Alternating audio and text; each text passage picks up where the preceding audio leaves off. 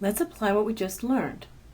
How many protons and neutrons are in the chromium isotope 52? So we would call this chromium 52. Remember, isotopes are named by their element and their mass number.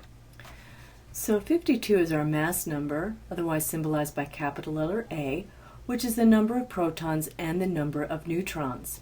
The number on the bottom is the atomic number Z, which is the number of protons. So in this case, it's easy to figure it out because the number of protons is the atomic number 24. And I wrote here, so I can't do my math here, but you could just simply subtract in the column format that's set up by the symbol. The number of neutrons is 28.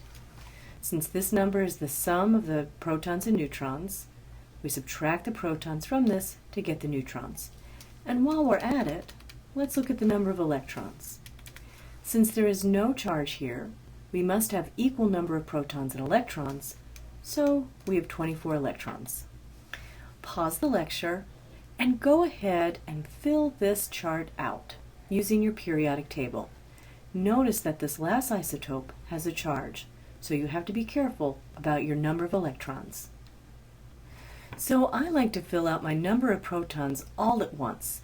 So let's find calcium, carbon, and aluminum on the periodic table.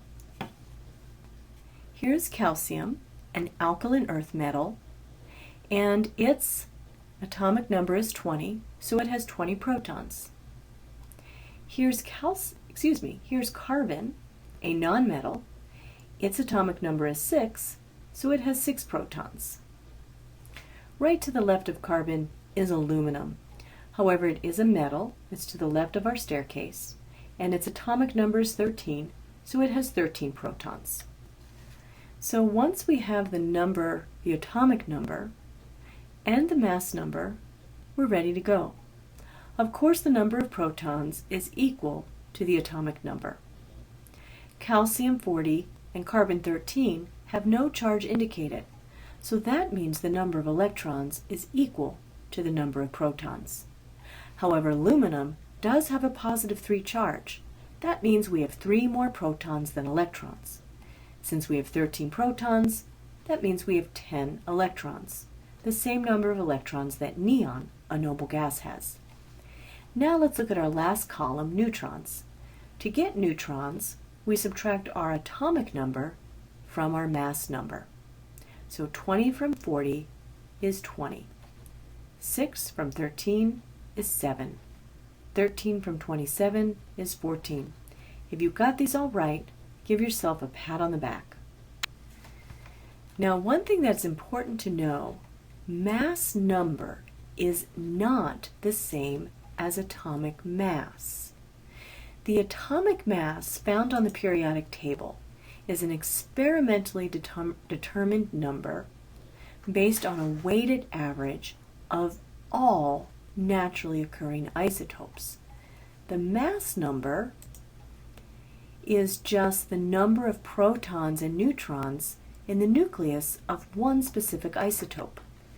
Many times, the atomic mass is similar to mass numbers, but notice all of these atomic masses are not whole numbers.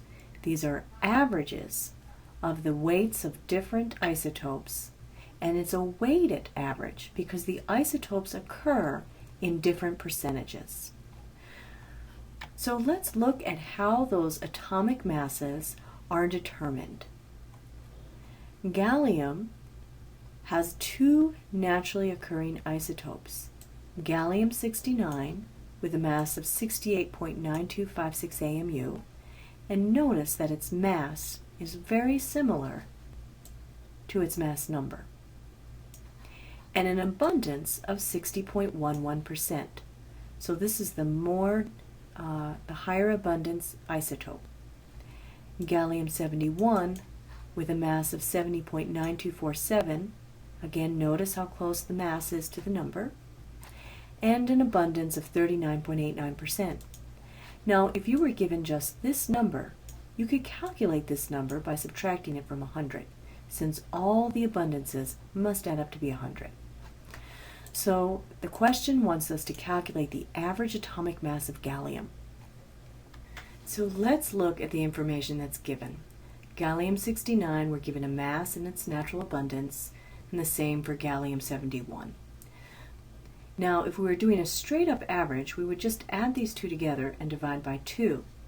But these isotopes occur in unequal percentages, so we can't do that, and we have to do what's known as a weighted average.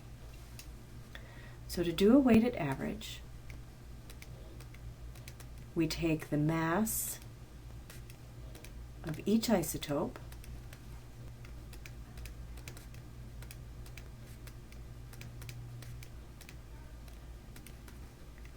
and we multiply it by its percentage in decimal form. To get a percentage to its decimal form, move the decimal point 2 places to the left, always. No matter what this value is, to get from a percentage to a decimal, this decimal point is moved 2 places to the left. My calculator tells me 41.43117816 AMU, and then 28.29186.283 AMU. So let's review. To get a weighted average, we take our masses, we multiply them by the respective percentage in the decimal form. Once we get this answer, we add them. And if you had more than 2 isotopes, you would follow the same procedure. Take the mass, multiply by the percentage in decimal form, and once you get an answer for all of your isotopes, you add them together. And my calculator tells me 69.72304099 AMU. So now let's take a look at sig figs. When we multiplied here, this has 5 and this has 4. Both of these are obtained experimentally, so neither are exact numbers. So our final answer here should have 4 sig figs. That's my last allowable significant digit. Here I have 4 and 5, so 4 sig figs is all I'm allowed, and my 9 is my last allowable significant digit. So when I'm adding,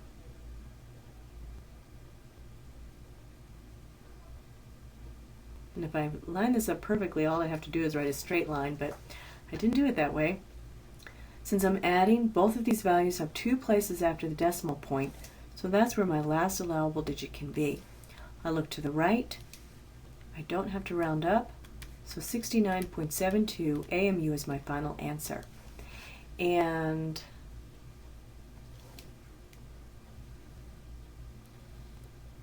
there you go. You can always check your answer with the atomic mass on the average atomic mass on the periodic table, and you should be correct within the number of significant figures that your calculation has allowed you to obtain.